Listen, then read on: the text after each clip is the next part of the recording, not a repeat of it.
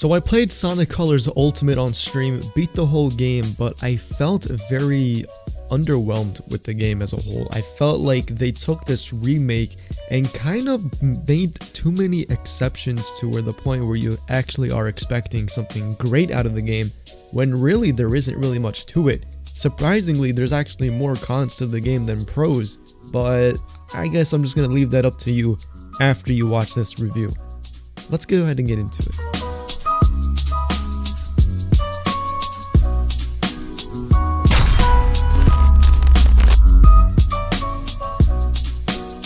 When you're diving into a remake of a video game that you like to play, you're expecting a couple of things, whether that's enhanced graphics, quality of life improvements. Regardless of whatever it is that it can be, the list can continue on, whatever the point to what specifics that you actually want to see within a remake of a game. I'm going to go ahead and dive into some of the pros for Sonic Colors Ultimate. First things first, customization was knocked out of the park. I like the gloves, the shoes, the boosts, the flares, whatever it is.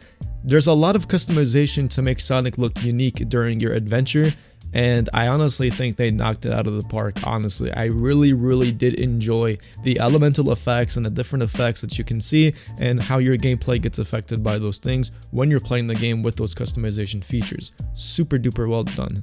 The music in this game was relatively well done. Honestly, Sonic still has a track record of having really good OSTs, and honestly, this game was no different from any other when it comes to music. Some of the remixes were pretty good, very catchy. I enjoyed them, enjoyed listening to them while I played the game. Some of them, I kind of prefer the original over the remixes, but that's the point of a remix. It's not going to be exactly everybody's cup of tea, just to give it a bit of a twist. But once again, the music was phenomenal. Graphics were great. Some of them were, I'm just a bit iffy on the graphics in some parts of the game, but overall, I feel like they did improve the lighting and scenarios for these levels to really bring the game to life and how you're going to be blasting through the stages on your adventure. So I think for graphic-wise, I think that you can notice that there's a significant difference between the two games, being the old Sonic version of Colors and this one. It was cool to see an implementation for Metal Sonic. However, you need to get at least 15 red rings, I believe, in each of the planets to actually unlock a race portion for Metal Sonic, and it's pretty tedious because, you know, not a lot of Sonic players that play the game are actually going to be actively collecting these red rings as they play through the levels, so going to have to go back and do all these replay levels to get that minimum requirement to unlock that race. It's kind of tedious, but it's a cool implementation that they added Metal Sonic back into this game. And for getting Super Sonic, you just have to get all these red rings once again, like the original game, but then you get to play levels to get the Chaos Emeralds and whatnot, and then you can become Super Sonic throughout the game. Overall, these are pretty much the pros that I have from my perspective for this game in general. I have a huge list of cons that I just want to go over, which is why I felt this game was pretty underwhelming for what it was and how it was advertised and the hype that was built up towards this game. Going into the cons list, this is a no-brainer. It's a copy and paste from the original Wii version. However, there's no new elemental features presented into these levels at all. No new different paths to take. It's all a copy and paste with just enhanced graphics, quality of life features. If you fall off, tail saves you, whatever the case may be. And there was really nothing new in that perspective, concerning I think this is their first Sonic remake. I thought they would, tweak the game in a little sense, but they didn't. I felt like the Jade Wisp was also pretty much a waste in this game. I've probably only used it once or twice throughout my adventure, and it really didn't seem to be too useful. I feel like you just use it to get the red rings and that's it. But overall, the Jade was just felt pretty unnecessary at times. There was really no point in actually having it exist at all. And you don't even see it in the final boss fight when you do the unlimited colors technique. Metal Sonic had no integration with the story whatsoever. Pretty disappointing considering that they were building some hype around it, and I honestly thought that they would tweak the story a little bit to the point where you can see Metal Sonic, getting in your way, stopping you from shutting down generators and whatnot. We saw none of that. When boosting in the game, you see a lot of blur and it really does become a distraction. My viewers even had a hard time trying to see what's happening in the game because of the blur effect. I felt it was a bit too much. There's infinite lives. You know, Sonic Colors Wii, you have actual lives and you can get game overs. In Sonic Colors Ultimate, there's really none of that. And on top of that, they handicap the heck out of you in this game with Tails, so that if you fall off, you go back to a checkpoint or a certain spot wherever you fall off, so that you don't lose your progress or you don't lose your score, rings, etc. And you just pick up where you last left off. It's as if you didn't die. Now, for the cutscenes, they were pretty much reused models from the original game. Nothing tweaked, nothing enhanced and whatnot. I feel like the environment was messed around with, but in terms of the models itself, it was legit, again, a copy and paste from the original game for the cutscenes, and that's why there was no tweaks whatsoever with the story. Something new in the game that they had was achievements, and the achievement, when you see something that you got achieved, it's very big and it's very distracting, and it takes a while for it to disappear off of your screen. And I honestly thought they could have done a better job designing it to make it look not as distracting as it is, because it does take up a significant portion of your screen, and it's really unnecessary to the point where you have to sit there and look at the achievement that you got for like 20 seconds or so. At least that's how it felt like, and it was just a very big distracting type of thing. This is probably like a minor thing that I've noticed that just bothers me. It may not even bother you, but that's something that's bothered me. Like, it was way too big and distracting. Even on the PC version, I felt like there was a bit of frame drops and a bit of cuts here and there. The game didn't look too 100% stable, but it ran a lot better than what I saw on the Nintendo Switch. A lot of Nintendo Switch users had the game almost unbearably playable, and I felt really bad for them.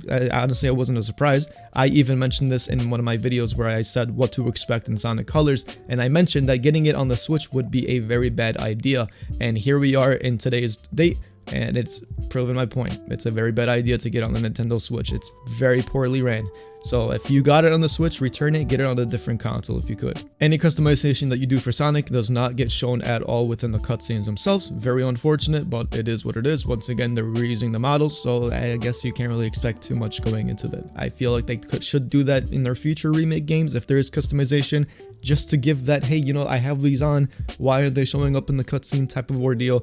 They didn't show any of that. And as of today, it is September 4th, the day after I got the game from Early Access on the Digital Deluxe Edition. I heard that PS4 users over on Twitter were actually experiencing save data corruption after them collecting red rings throughout the game. Now, this game pretty much came out rushed in a sense, not really developed to its core, to the point where it's going to prevent all these bugs and display and builds and whatnot for all these different consoles and playstyles that people like to play the game as, and it just did not exceed to people's expectations. It did not exceed to my expectation either. You know, I felt like the game was just faulty at times, and overall, at the end of this review, you can see the cons list. I felt underwhelmed. It did not live up to my expectations, to what I thought the remake was going to be. I thought it was going to be a very nice, polished game, but it turns out there were just too many flaws to point out. It's for more than pros, honestly, and it just really didn't deserve the remake of this magnitude for a game that had no flaws at all to begin with, at least from my perspective. You know, the game is short, 2 hours and like 30 minutes or so.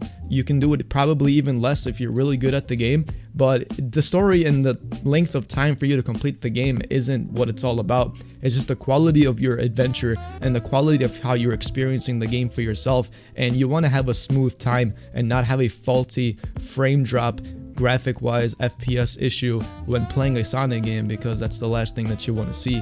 So overall, I really did feel like this game was underwhelming. I think they could have done a better job. They probably should have held off on the release date, probably released it a bit later. You know, we already have delays in Europe. I think they're getting it in October, unfortunately. So I mean, the release, I think they're taking notes. I really do feel like they're taking notes for any other future remakes that they do for any other Sonic game, and I guess Sonic Colors once again is going to be the test guinea pig for this sort of thing. I really hate when games that are perfection in their own sense have to be messed around with and tweaked with. Like, for example, BDSP for Diamond and Pearl. Good games overall, but they're being experimented on with the chibis again, and have created so much outrage. That's pretty much my review on the game. I felt like it was underwhelming. Let me know what you guys think in the comments section down below. Let me know your thoughts, your pros and cons, whether you got the game, what version of the game did you get it on, which console, whatever. Let me know in the comments section down below. It wasn't too much for me. I'm looking forward to seeing if there's going to be any mods to be installed into this game. For example, maybe there's like Shadow that you can play as for some of the levels. I don't know. We'll have to wait and see. But other than that, let me know what you guys think, and check out any of the videos that you may see on your screen that may interest you. Leave a like, subscribe if you're new to the YouTube channel. And yeah, thank you guys for watching. Appreciate it. I'll catch you guys next time. Peace out.